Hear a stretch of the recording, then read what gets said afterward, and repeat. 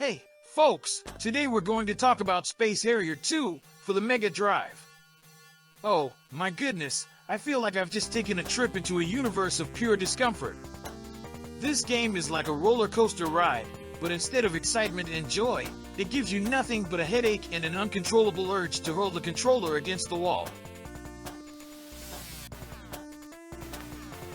Let's start with the title, Space Harrier 2. What? Was Space Harrier 1 already taken?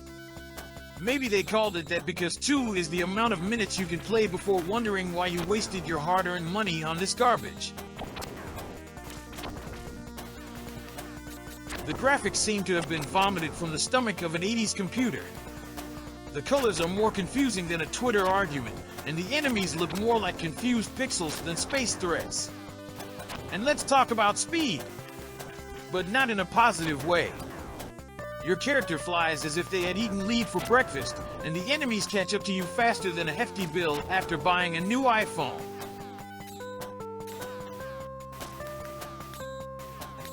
The soundtrack? Ah, fantastic! Get ready? If by fantastic, you mean an endless loop of annoying electronic sounds that give you a headache. After 10 minutes of gameplay, you'll want to turn off the Mega Drive and dig out your old copy of Super Mario Bros. Just to regain some mental sanity.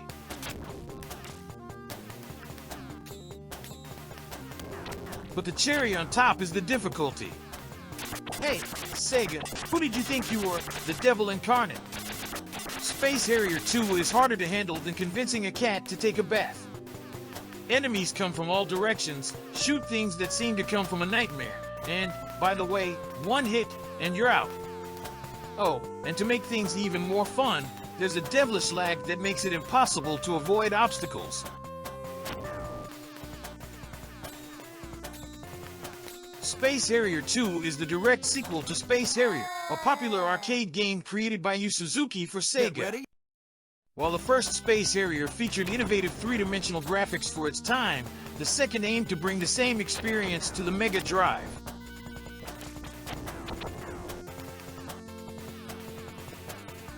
Space Harrier 2 was one of the launch titles for the Sega Mega Drive in 1988 in Japan.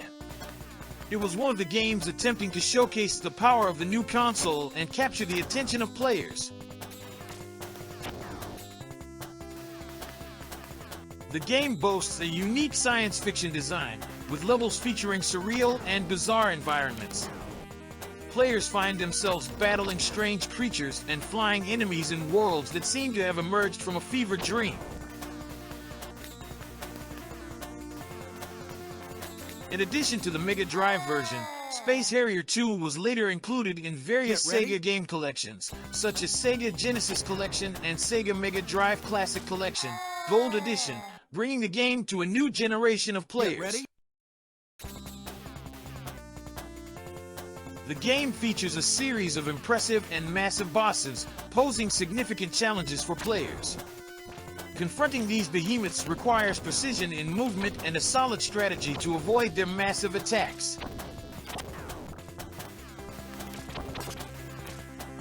Despite criticisms of the soundtrack, many nostalgic players appreciate the music of Space Harrier 2. The soundtrack, composed by Tokuhiko Iwabo, contributed to defining the unique atmosphere of the game.